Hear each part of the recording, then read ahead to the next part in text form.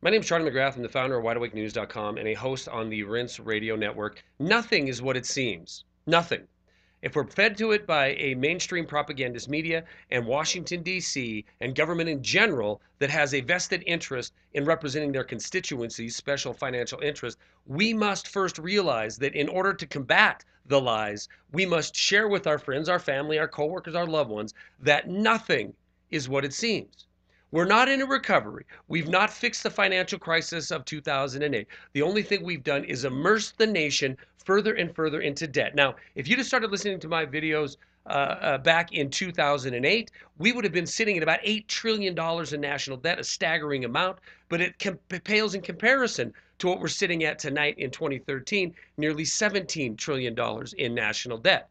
Now, the mainstream business media, Washington, D.C., is going to tell you that we're in the midst of a sputtering recovery. And why wouldn't they say that? Because they have the Dow Jones sitting at nearly 14,000 points. But at what cost? Well, if we look at some real statistics, we see that 60.6% of working age individuals were working in the workforce 4 years ago. Now it's at 58.6%. This is how they can report a decrease in the unemployment rate.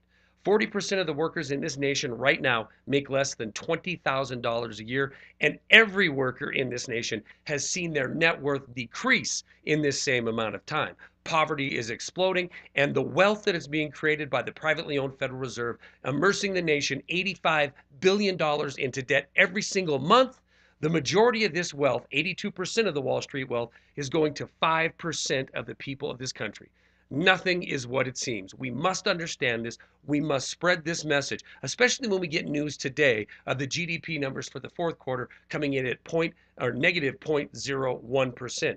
The economy is not growing, even though our debt is exploding. The anemic GDP growth of just over 1% a year pales in comparison to the 9% debt load per year we're adding to our sovereign debt.